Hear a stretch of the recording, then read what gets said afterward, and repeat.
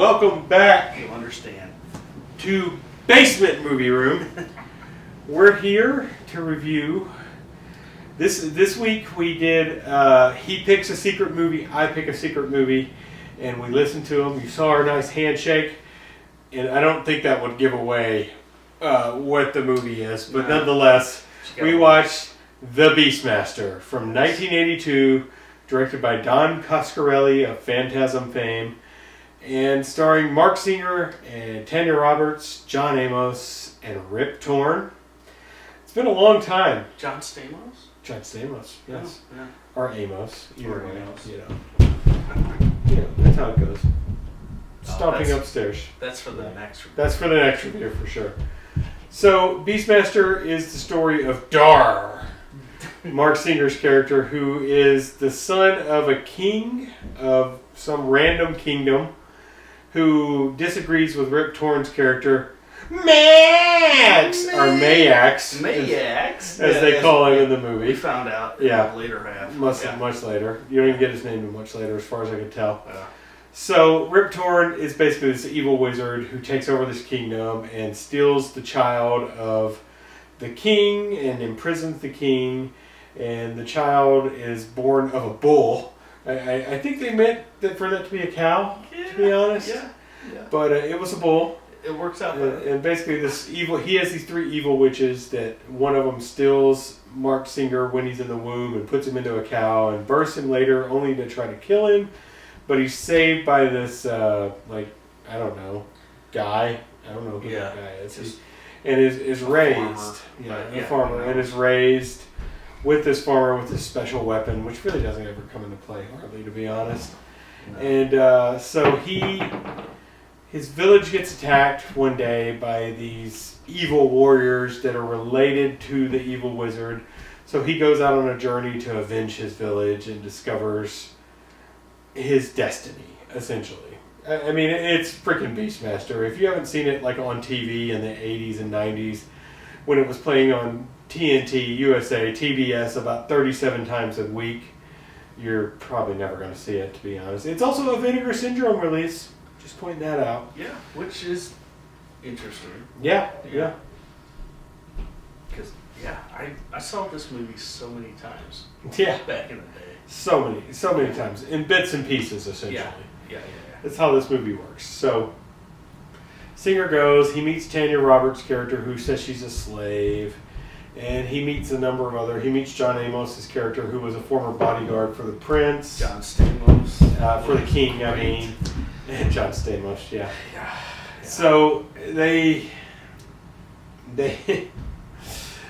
go on a mission to take down Rip Torn, essentially, and that's pretty much it. That's all there is to the movie. I mean, there's not much to it. It gets save the kingdom. Yeah, it's 2 hours long.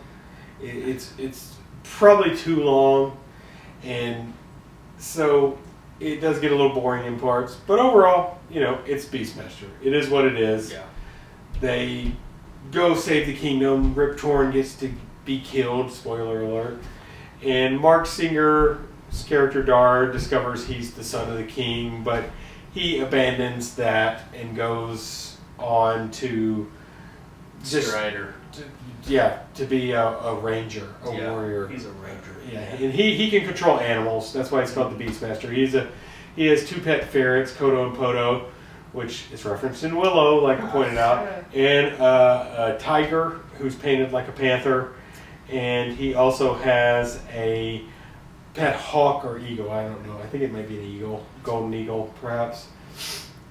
Yeah, it's an eagle. Yeah, but overall, this is a. It's fun. It's so much fun. Yeah, it's a lot of fun.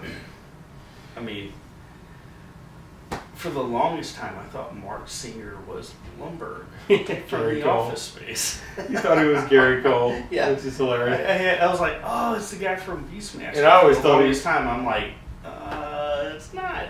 They kind of have similarities, but... Yeah. I always thought he looked like Mark Hamill. Which he does. He looks like Mark Hamill. So Marc Singer and the crew, they conquer the evil wizard, and then they have a final battle against, I can't even remember the name this evil group of knights or whatever, and that gets pretty epic, to be honest. Yeah, it's pretty good. You get those. They fall in their poop. Yeah, they fall in the poop river. The river of poop. Yeah, that's what it looks like. Yeah. And then they explode the river of poop to kill a lot of them. Yeah, and then you have the Batman. Yeah. Who come in and help them as well. But yeah, I mean, overall, the dialogue in the movie is. Were those guys in the Burbs? I don't know. Probably. I think they were. I think Probably. those guys were in the Burbs. Offshoot. All right. Yeah, the Burbs. Okay. Great. Yeah. So, overall, the movie doesn't have a lot of dialogue in it, to No. be honest. It's just, we were talking about that during the movie. Yeah, Dara has maybe like 15 lines. I think we talked more during the movie. We did. And check us out on Twitch, twitch.tv/Basement Movie Room. Yep. We try to stream the movies. It's a pretty good one. Check it out. Can't really see us. Yeah, you can't see us because it's dark. You can see my beast eyes, though. Yeah, because you wear glasses and the light reflects off of them. Check it out. It's kind of intimidating. So there's not a lot to talk about for Beastmaster. No. It's a pretty simple movie. You know, Marc Singer does a good job in the lead character. Don Coscarelli's directing is fine. Check out Bubba Hotep if you haven't seen that, because that's a good movie that Coscarelli did later with Bruce Campbell. But it's basically He-Man meets Conan. Yeah, it's basically that's it. Yeah, it's just a little little dialogue, which I appreciate. Yeah. I think this movie could have gone without any lines spoken. It probably could. It probably could, because the dialogue was terrible. Yeah. When it was up. Everybody's doing just fine in it. Yeah. You know. It was shot well. Yeah. A lot of times it's like, oh man, they're getting these nice aerial views through these canyons. It's like that's before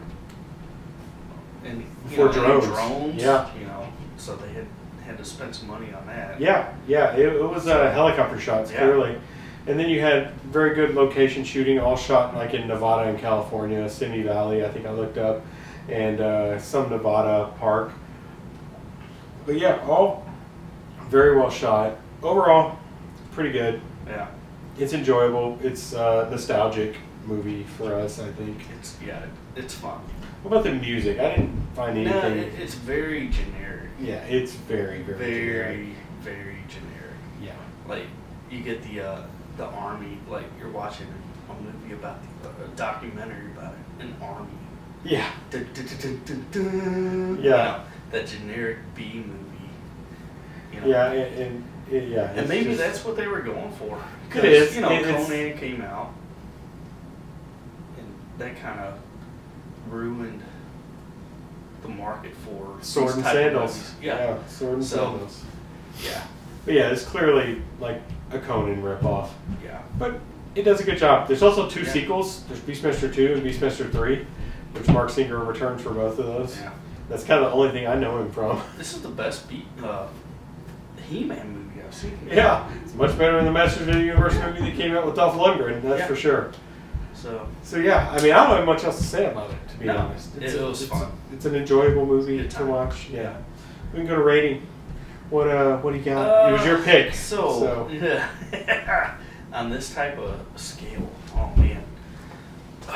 So it's vinegar. Yeah, it on is. The vinegar scale.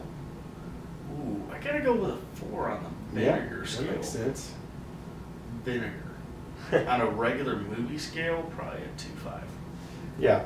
So if we're gonna go with the Vinegar Syndrome scale, I'm on the 4 as well, with the fun scale, because it's fun. It's a little slow at points, but it's fun overall. Marc Singer does a good job. John Amos does a good job. Everybody does a good job in the film. It's a little goofy. The dialogue's hammy, but it's a 1982 sword and sandal ripoff epic. Yeah.